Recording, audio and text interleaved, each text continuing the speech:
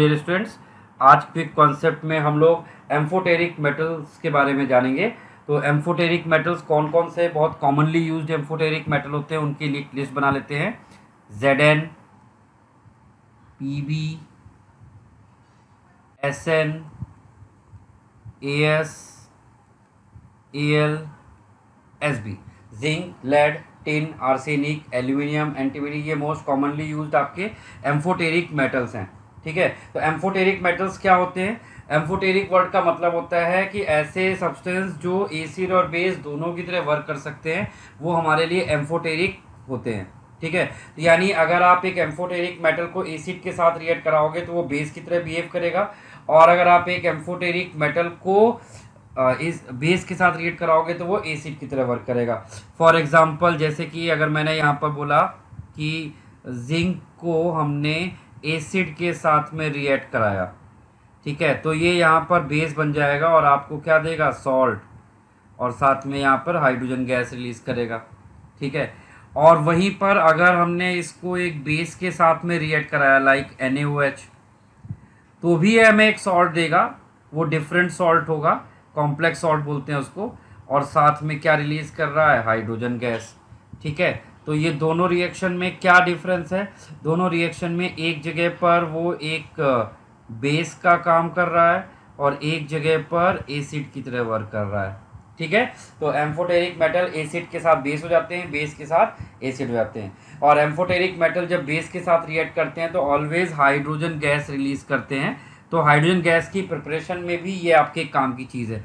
तो ये एक छोटा सा पॉइंट याद रखिएगा। अच्छा, मोस्ट इंपॉर्टेंटली जो मुझे एम्फोटेरिक मेटल में आपको इन्फॉर्मेशन देनी है वो ये है कि एम्फोटेरिक मेटल सॉल्ट्स की रिएक्शन बेस के साथ, क्योंकि एम्फोटेरिक मेटल सॉल्ट जब बेस के साथ रिएक्ट करते हैं तो वो एक डिफरेंट कंपाउंड बनाते हैं, तो वो आपको याद रखना पड़ेगा। तो उसको हम लोग एक बार लिख भी लेते हैं।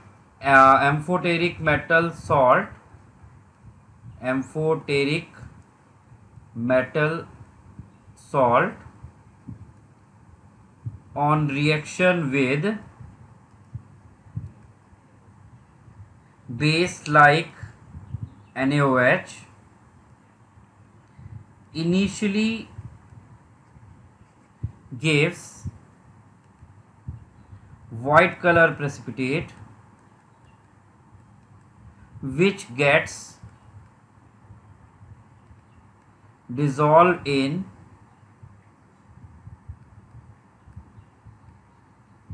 excess of alkyl. ठीक है, तो जो एक्सिस ऑफ एल्किली में डिजॉल्व हो जाएगा। फॉर एग्जांपल, जैसे मैं आपको कुछ यहाँ पे रिएक्शंस दिखाता हूँ, जैसे कि जिंक है, बहुत कॉमन रिएक्शन। जिंक जब जिंक का सॉल्ट लेते हैं, क्योंकि हमें यहाँ पर ये किसके साथ रिएक्शन करानी है? सॉल्ट के साथ में रिएक्शन करानी है। तो हम जिंक का कोई भी सॉल्ट ले, जैसे हमने यहाँ पर लिया ZnCl2 और उसके साथ में हमने NaOH की रिएक्शन कराई, तो इनिशियली ये क्या देगा? वाइट कलर का प्रेसिपिटेट देगा मेटल के हाइड्रोक्साइड का, ऑलवेज। ठीक है, और हमने जब इसमें एक्सेस में हमने यहाँ पर क्या ऐड किया है?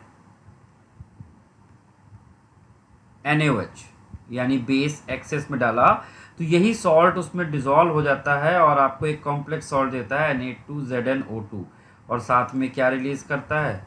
वाटर रिलीज करता है। ठीक है, ये ध्यान रखिएगा, कौन सा एम्फोटेरिक मेटल क्या सॉल्ट बनाता है वही सबसे इम्पोर्टेंट है। अगर हमने यहाँ पर लेट सपोज हमने एल्यूमिनियम ले लिया, एल्यूमिनियम को हमने NaOH के साथ में रिएक्ट कराया, तो वो हमें देगा एल्यूमिनियम हाइड्रोक्साइड का वाइट कलर का जिलेटिनस प्रेसिपिटेट। ठीक है, और जिसको अगर हमने एक्सेस ऑफ NaOH के साथ में रिएक्ट कराया तो ये हमें क्या देता है? एक कॉम्प्लेक्स सॉल्ट देता है NaAlO2, सोडियम मेटा एल्यूमिनेट। ऊपर वाले का नाम था सोडियम जिंकेट, ऊपर वाला क्या था? Salt, sodium zincate. नीचे क्या है? सोडियम एल्यूमिनेट,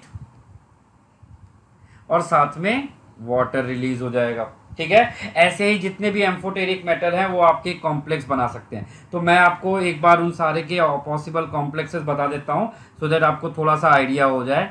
लेड जो होता है वो मोस्टली क्या बनाता है? Na2PbO2 बनाता है। ठीक है, और यहाँ पर जो टिन है वो क्या बनाता है? Na2SnO2 या फिर वो Na2SnO3 बनाता है। ऐसे ये भी पॉसिबल दो बना सकता है, Na2PbO3 भी बना सकता है। ठीक है, तो ये आपको याद रखने पड़ेंगे। तो ये मोस्ट इम्पॉर्टेंटली आपको लर्न रखना है कि जब भी एक एम्फोटेरिक मेटल या उसके सॉल्ट को हम बेस के साथ रिएक्ट कराते हैं तो it initially gives white colour precipitate which gets dissolve in excess of alkali. ठीक है, तो जब भी एम्फोटेरिक मेटल को बेस के साथ रिएक्ट कराते हैं तो हाइड्रोजन गैस रिलीज होता है, लेकिन जब आप एक एम्फोटेरिक मेटल सॉल्ट को बेस के साथ रिएक्ट करते हैं तो कॉम्प्लेक्स बनता है और वाटर रिलीज होता है। ठीक है, तो इसको याद रखिएगा, बहुत इंपॉर्टेंट पॉइंट होता है ये। Thank you.